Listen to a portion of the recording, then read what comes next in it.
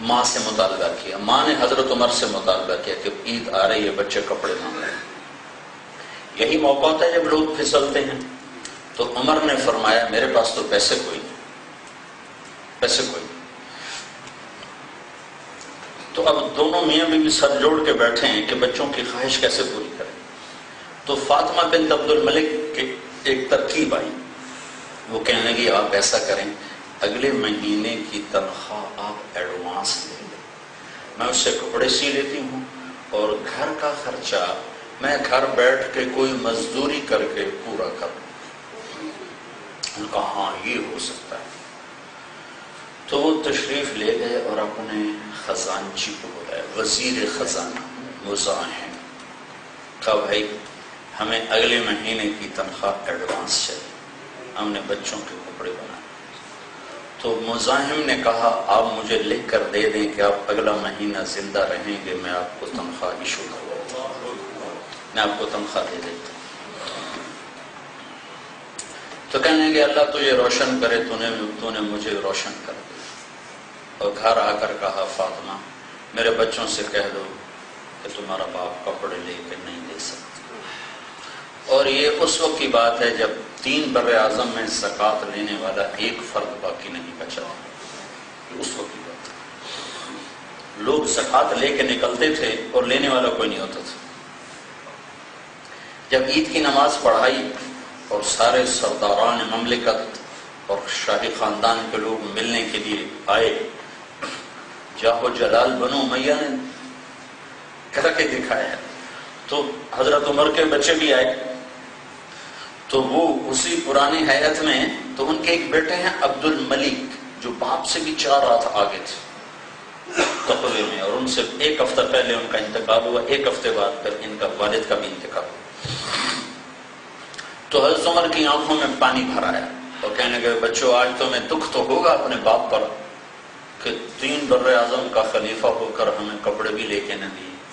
تو عبد الملک نے کہا نہیں امیر المومنین، آج ہمارا سر بلند ہے کہ ہمارے باپ نے خیانت نہیں کی ہے، آج ہمارا سر بلند ہے، ہمارے والد نے خیانت نہیں کی۔ حکومت ہے، 3 بر اعظم پر حکومت ہے۔ ایک دفعہ گھر میں تشریف لائے تو بچیاں ایسے منہ پہ کپڑا رکھ کے بات کرنے لگی، تو آپ نے بیٹیوں سے پوچھا بھائی یہ منہ پہ کپڑا کیوں رکھا ہو؟ تو گھر میں کام کرنے والی ایک خادمہ تھی، وہ رونے لگی، کہنے لگے امیر المومنین تو نے ساری دنیا کے گھر بھر دیے، تو تیرے گھر کا یہ حال ہے کہ آج تیری بیٹیوں نے کچا پیاز توڑ کے روٹی کھائی ہے، اس کی منہ میں بو ہے، اس کی وجہ سے منہ پہ کپڑا ہے۔ تو عمر رضی اللہ تعالیٰ عنہ بیٹھ کے رونے لگے، کہا میری بچیوں میں تمہیں بڑے اچھے کھانے کھلا سکتا ہوں لیکن میں دوزخ کی آگ برداشت نہیں کر سکتا۔ جب ان کے انتقال کا وقت آیا تو ان کے سالے مسلمہ جن کا میں نے پہلے نام بتایا، کہنے کہ بھائی امیر المومنین آپ بچوں پہ بڑی زیادتی کر کے جا رہے ہیں۔ کہنے کہ کیا؟ ان کے لیے 1 پیسہ نہیں چھوڑا، کیا کریں گے آپ کے مرنے کے بعد؟ تو حضرت عمر نے کہا مسلمہ حرام میں نے کھلایا نہیں، حلال میرے پاس تھا نہیں، تو کیا اوروں کا حق کھلاتا؟ تو مسلمہ نے کہا چلو میرے بھانجے ہیں، میں 1 لاکھ روپیہ ہدیہ کرتا ہوں، فی کس آپ ان کو عطا کرو۔ کہنے کہ وعدہ کرتے ہو دو گے؟ کہا یہاں وعدہ کرتا ہوں کہ ایسا کرو جہاں جہاں سے ظلم کر کے یہ پیسہ اکٹھا کیا ہے وہاں واپس کر دو، میرے بچوں کو تیرے مال کی ضرورت نہیں۔ پھر اس کے بعد سارے بچوں کو بلایا، کہا میرے بیٹو میرے سامنے 2 راستے تھے، ایک یہ تھا کہ میں تمہارے لیے مال اکٹھا کرتا جہاں سے بھی کرتا، خود آگ میں جلتا، دوسرا یہ تھا میں تمہیں تقویٰ سکھاتا اور خود جنت میں جاتا۔ میں نے دوسرا راستہ اختیار کیا ہے، میں تمہارے پیچھے آگ نہیں سہ سکتا، جب کبھی ضرورت پڑے اللہ سے مانگ لینا، اگر تم نیک ہوگے تو اللہ تمہیں ضائع نہیں کرے گا، اور اگر تم برے ہوگے تو مجھے تمہاری ہلاکت کی پرواہ کوئی نہیں ہے۔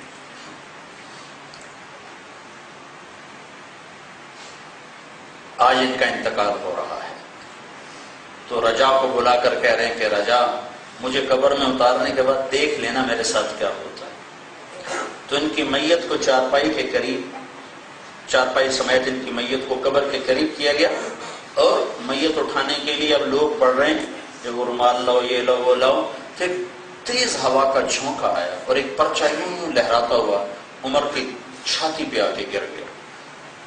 تو لوگوں نے پرچے کو اٹھا کے دیکھا تو اس پہ لکھا تھا بسم اللہ الرحمن الرحیم، براءۃ من اللہ لعمر بن عبد العزیز من النار، اللہ نے عمر کو جہنم سے آزاد کر دیا مرنے سے پہلے۔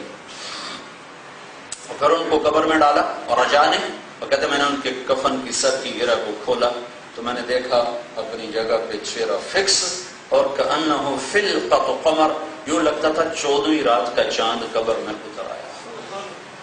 3 بر اعظم پر بادشاہی کر کے اگر ایک آدمی اتنی بڑی جنت بنا سکتا ہے تو اسلام آباد کا تاجر چھوٹی سی تجارت میں اللہ کو کیوں نہیں راضی کر سکتا؟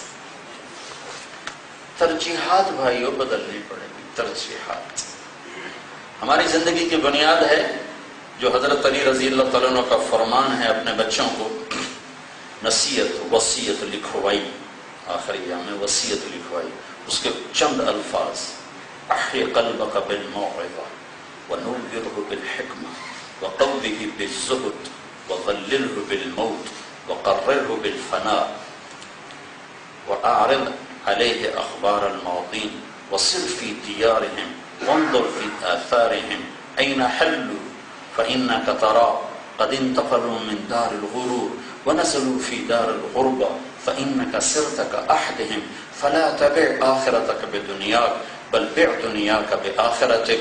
یہ سارا مضمون ہے۔ کس کو وصیت ہو رہی؟ جو جنت کے پہلے سے ہی سردار ہیں۔ یہ مجھے میرے نبی نے کہا حسن حسین جنت کے نوجوانوں کے سردار ہیں۔ عمل ابھی شروع ہی نہیں، ابھی تو ماں کا دودھ بھی نہیں چھوٹا، اور میرے نبی نے بشارت دی کہ حسن اور حسین جنت کے نوجوانوں کے سردار ہیں، اور میری بیٹی فاطمہ جنت کی عورتوں کی سردار ہے، اور علی کا گھر میرے گھر کے سامنے ہے۔ یہ کتنے بڑی بشارتوں والے لوگ ہیں۔ آپ نے دونوں کو اٹھایا۔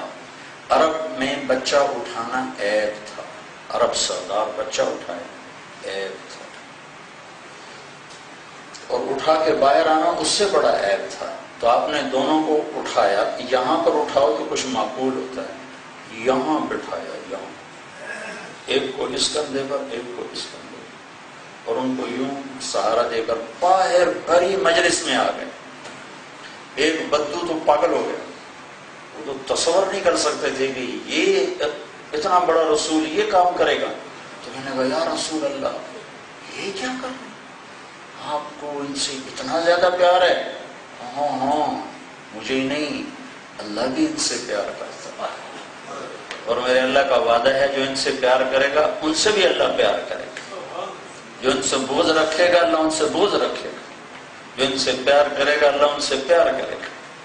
آگے حضرت عمر تھے، کہنے لگے او بہت بڑی سواری ہے بھائی، بہت بڑی سواری ہے بھائی۔ تو آپ نے فرمایا سوار بھی تو دیکھو کتنے بڑے سوار ہیں۔ ان کو وصیت لکھوائی جا رہی، جنتی و جنتی کو وصیت لکھوا ہے، احی قلبک بالموعظہ، میرے بیٹے دلوں کو زندہ رکھنا قرآن کے ساتھ۔ جب اسلام آباد کے تاجر کو سال گزر جائے قرآن کی شکل ہی نہ دیکھے تو دل زندہ ہے کہ مر چکا ہے؟ پورا مہینہ گزر جائے قرآن کی شکل ہی نہ دیکھے، پڑھنا تو بڑی بات ہے۔ احی قلبک بالموعظہ، یہ دل زندہ رکھنا، یہ کیسے زندہ ہوتا ہے ابا جان؟ کہ میرے بیٹے یہ قرآن کی تلاوت سے زندہ ہوتا ہے۔ وَنَوِّرْهُ بِالْحِکْمَةِ، اس میں روشنی کے چراغ جلاتے رہنا، اسے روشن رکھنا۔ یہ کیسے روشن ہوتا ہے؟ یہ اللہ کے رسول کی حدیثوں سے روشن ہوتا ہے۔ وَقَوْمِهِ بِالزُّهُدِ، اسے مضبوط بنانا۔ مضبوط کیسے ہوتا ہے؟ ایکسرسائز سے نہیں۔ یہ کیسے مضبوط ہوتا ہے؟ یہ دنیا کی بے رغبتی سے مضبوط ہوتا ہے۔ وَظَلِّلْهُ بِالْمَوْتِ، اور اسے موت کی یاد دلا کر اس پر قابو پانا، اس کو ذلیل کر کے رکھنا، تابع کر کے رکھنا۔ وَقَرَّرْهُ بِالْفَنَاءِ، اور اس سے اقرار لینا کہ تو نے بھی مر جانا ہے۔ وَأَعْرِضْ عَلَيْهِ أَخْبَارَ الْمَاضِينَ، مری قوموں